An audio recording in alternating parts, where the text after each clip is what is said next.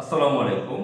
সুপ্রিয় দর্শক মণ্ডলী, ভারতীয় সন্ত্রাসী বাহিনী আওয়ামী লীগ নিষিদ্ধ হয়েছে। এখন কি গোপালগঞ্জের নাম পরিবর্তন হবে, চেঞ্জ হবে?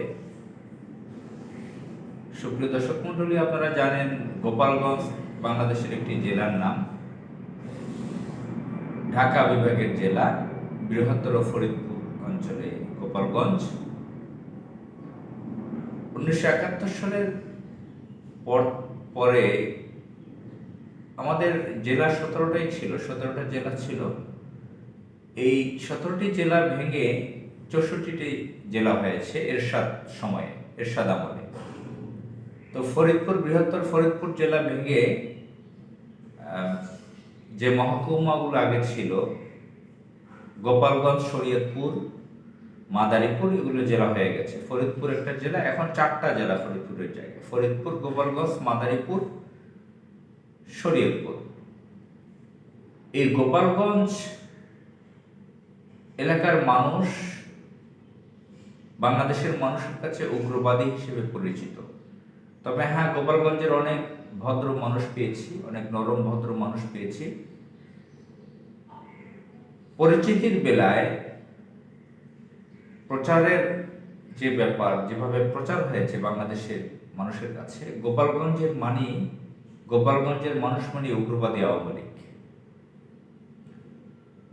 আমরা কিছু সংখ্যক লোক ভদ্র দেখেছি যারা আওয়ামী উগ্রবাদীদের সাথে একমত নন, সে আওয়ামী লীগ করেন না।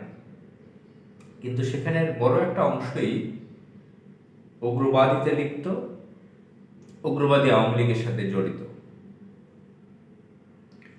অনেক লোককে দেখেছি সাধারণ কাজকর্ম করে, ছোটখাটো ব্যবসা করে। তারা গত 16 বছরে আওয়ামী লীগের কোনো দালালি করেনি, চাটুকারি করেনি। তারা হালাল ইনকাম করে, বৈধ ইনকাম করে চলেছে গোপালগঞ্জের মানুষ। আবার এমনও পেয়েছি,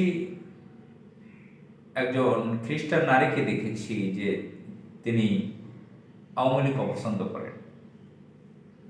আবার অনেক আলেম ওলামাকে পেয়েছি যাদের বাড়ি গোপালগঞ্জ, যারা আওয়ামী লীগ পছন্দ করেন না, আওয়ামী লীগকে ঘৃণা করেন। অনেক ভদ্র জানাশোনা আলেমগণকে পেয়েছি। অতীতে একজন আলেমকে পেয়েছিলাম, মাওলানা ইমদাদুর রহমান। তিনি সেখান থেকে জামাত ইসলাম থেকে এমপি নির্বাচন করতেন। তিনি ইন্তেকাল করেছেন। সেখানে গওহরডাঙ্গা নামের একটা বিখ্যাত মাদ্রাসা আছে, কওমিয়া মাদ্রাসা, যেখান থেকে লেখাপড়া করে সারা বাংলাদেশে ছড়িয়ে ছিড়িয়ে আছে বিভিন্ন আলেম ওলামা।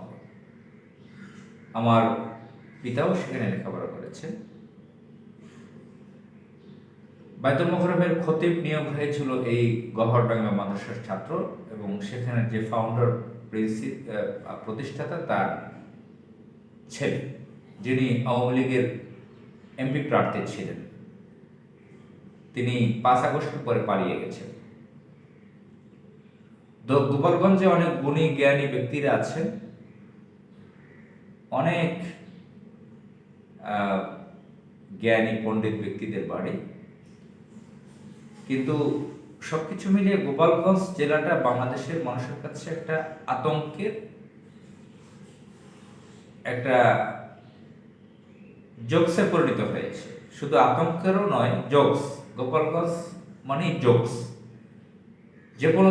যে কোনো এলাকায় গেলে গোপালগঞ্জ নাম শুনলে অনেকে আঁতকে ওঠেন, অনেকে জোকস করে। তো আঁতকে ওঠার কারণ হচ্ছে গোপালগঞ্জের মানুষ। আমি তো ভালো মানুষের কথা উদাহরণ দিয়েছি, খারাপ মানুষগুলো যারা ত্রাস সৃষ্টি করেছে বাংলাদেশে, তাদের কারণে সমস্ত জায়গায় ছড়িয়েছে গোপালগঞ্জের মানুষ উগ্রবাদী। গোপালগঞ্জের মানুষ গত 16 বছরে যারা আওয়ামী লীগ করেছে, তারা প্রশাসনে মারাত্মক ধরনের এক ধরনের সন্ত্রাসবাদ তৈরি করেছে, ত্রাস সৃষ্টি করেছে অ্যাডমিনিস্ট্রেশনে।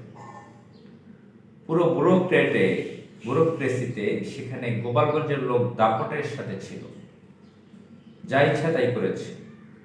উদাহরণস্বরূপ, শামসুল আলম টুকু আওয়ামী লীগের সময় তার বাড়ি পাবনা, তিনি স্বরাষ্ট্র প্রতিমন্ত্রী ছিলেন। তিনি গিয়েছিলেন একজন সাংবাদিক, অসুস্থ একজন সাংবাদিককে দেখতে গিয়েছিলেন ঢাকার মহাখালীতে অবস্থিত মেট্রোপলিটন হাসপাতালে। তো তিনি সেখানে যাওয়ার পরে নিচতলায়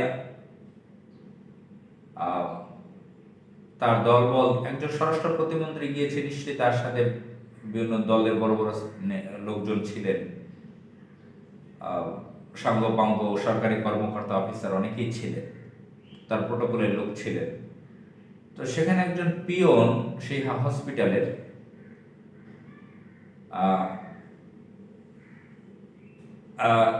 তার সাথে আলাপ করতে ছিল যে কোথায় তারা গিয়ে বসবে।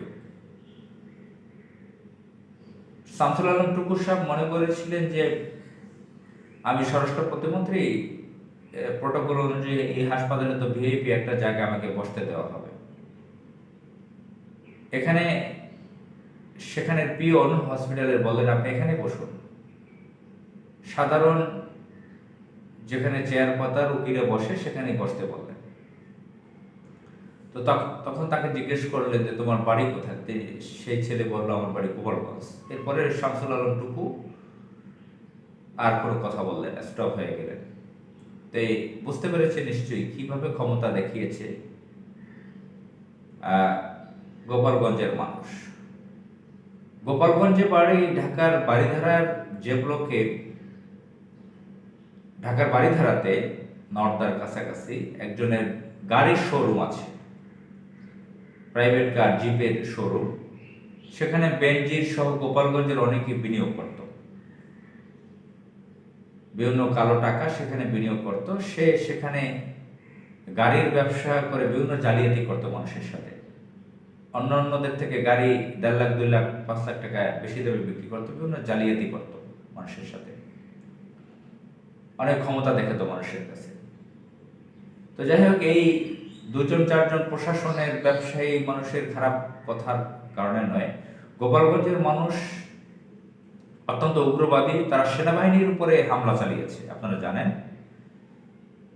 5 আগস্টের পরে সেনাবাহিনী গিয়েছিল গোপালগঞ্জ, তাদের উপরে তাণ্ডব হামলা চালিয়েছে গোপালগঞ্জের মানুষের সেই মিশরের আমুন খোদার কথা আপনারা শুনেছেন, যে 3500 বছর একটি কাঠের তৈরি মূর্তিকে তারা পূজা করত মিশরবাসী। হযরত ইউসুফ আলাইহিস সালাম আসার পরে সেটা স্টপ করেছেন, বন্ধ করেছেন। 3500 বছর চিন্তা করেছেন, কাঠের তৈরি মূর্তিকে তারা পূজা করেছেন, আমুন খোদা বলে তারা খোদা দাবি করেছেন, মেনেছেন তাকে। তো শেখ মুজিবকে তারা, গোপালগঞ্জের আওয়ামী লীগ যারা করে, তারা এক ধরনের গড মানে পূজা করে। গোপালগঞ্জের শেখ হাসিনাকেও তারা তাদের কাছে দ্বিতীয় গড বানিয়ে ফেলেছে। গোপালগঞ্জের দাড়ি টুপিওয়ালা লোক যারা আওয়ামী লীগ করে, অত্যন্ত উচ্ছৃঙ্খল উগ্রবাদী, আওয়ামী লীগের বিপক্ষে কথা বলে তারা অনেকে মানুষকে মেরে ফেলতে চায়। বড় বড় লুটপাটকারী ব্যক্তিদের বাড়ি ওখানে। শেখ হাসিনার যত আত্মীয় স্বজন যারা লুটপাট করে খেয়েছে, বাংলাদেশের পদ্মা সেতু বলেন, বড় বড় প্রকল্প থেকে যে বড় ভয়ানক লুটগুলো করেছে, সামিট গ্রুপ যে আজিজ, ফারুক খান, এদের বাড়ি গোপালগঞ্জ। বহু বিসিসিআই এর সভাপতি ছিল একজন স্ট্যান্ডার্ড ব্যাংকের, তাদের বাড়িও গোপালগঞ্জ। কাজী ফিরোজ রশিদ ফ্যাসিবাদের দোসর, তার বাড়িও গোপালগঞ্জ। তো যাই হোক, এই ধরনের উদাহরণ দিতে গেলে কয়েক ঘন্টা সময় লাগবে, আরো 2 ঘন্টা সময় এভাবে বলা যেতে পারে। এসবের দিকে যাচ্ছি না। বাংলাদেশের মানুষের কাছে গোপালগঞ্জ অত্যন্ত বিতর্কিত। গোপালগঞ্জের মানুষ, অধিকাংশ মানুষ, অনেক ভালো মানুষও আছে সেখানে। গোপালগঞ্জ জেলাটা বেগম খালেদা জিয়া বিএনপির চেয়ারপারসন, সাবেক প্রধানমন্ত্রী, তিনি বলেছেন যে গোপালগঞ্জের নাম চেঞ্জ করে ফেলবেন। আমি ব্যক্তিগতভাবে বিএনপির লোক নই, খালেদা জিয়া যেটা বলেছেন চেঞ্জ করবেন, তিনি কখন করবেন না করবেন জানি না। তবে আমি মনে করি জরুরিভাবে আওয়ামী লীগ যেহেতু নিষিদ্ধ হয়েছে, এখন পর্যন্ত গেজেট হয়ে নিষিদ্ধ হয়নি, কোর্টের রায় আসেনি, তাদের কার্যক্রম বন্ধ হয়েছে, তবে নিষিদ্ধ হওয়ার পথে। এর সাথে সাথে আমি মনে করি ইন্টারিম সরকারের উচিত গোপালগঞ্জের নামটাও চেঞ্জ করে ফেলা, পরিবর্তন করা। অনেকে মনে করবেন এই ধরনের সাংঘাতিক কথাবার্তা কেন, একটা জেলার নাম পরিবর্তন হবে কেন? পৃথিবীর ইতিহাসে বহু জায়গার নাম চেঞ্জ হয়েছে। আগে ছিল বার্মা, এখন মায়ানমার বলেন, নাম চেঞ্জ হয়েছে না? বহু জায়গার নাম, নেদারল্যান্ড হল্যান্ডের কথা জানেন, নাম বিভিন্ন রকমের বলা হয়ে থাকে, বিভিন্ন জায়গায় চেঞ্জও হয়েছে। আমাদের বাগেরহাটের মরেলগঞ্জ উপজেলা, যেটা রবার্ট মরেলের নামে, একজন খ্রিস্টান ব্যক্তির নামে, ব্রিটিশ একজন ব্যক্তির নামে হওয়া উচিত ছিল রহিমুল্লাহগঞ্জ। রহিমুল্লাহ সেখানে লড়াই করেছে, স্বাধীনতার জন্য ব্রিটিশদের সাথে লড়াই করেছে, তিনি শহীদ হয়েছে। তার নামে নাম না হয়ে, উপজেলার নাম না হয়ে হয়েছে মডেলের নামে, যারা অত্যাচারী ছিল। তো এই নামগুলো চেঞ্জ করার পক্ষে আমি। যেরকম ইন্দুরকানী নামটা শুনতে খারাপ শোনা যায়, সেটা জিয়ানগর নাম দিয়েছিলেন মাওলানা দেলোয়ার হোসেন সাইদি, একটা উপজেলার নাম। তো এভাবে অসুন্দর খারাপ নাম চেঞ্জ হতে পারে।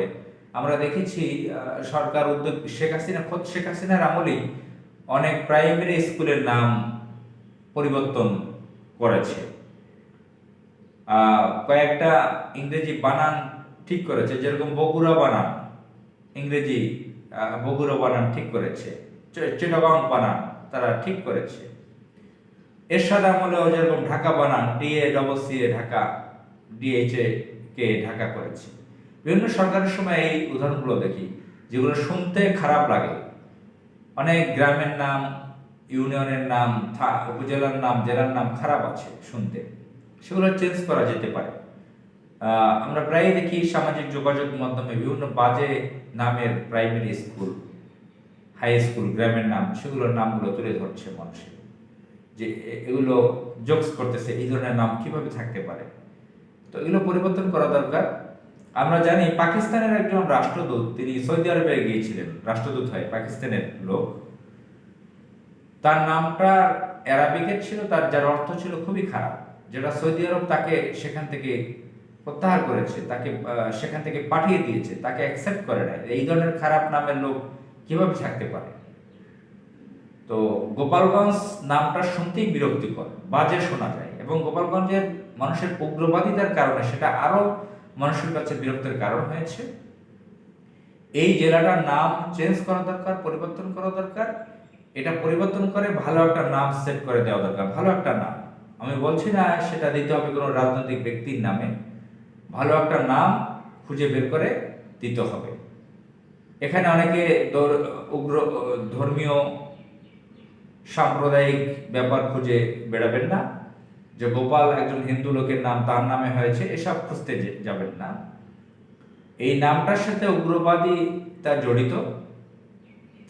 গোপালগঞ্জের মানুষ অত্যন্ত বিতর্কের সৃষ্টি করেছেন, শুধু এই 16 বছরে না, শেখ মুজিবের সময় থেকে শুরু করে সারা বাংলাদেশে তারা চরম পর্যায়ে বিতর্কের সৃষ্টি করেছে, এবং নামটা নিয়ে তাদের একটা বড়াই। আওয়ামী লীগের লোক গোপালগঞ্জের নামটা নিয়ে একটা বড়াই করে।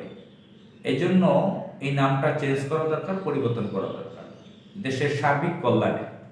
আসসালামু আলাইকুম।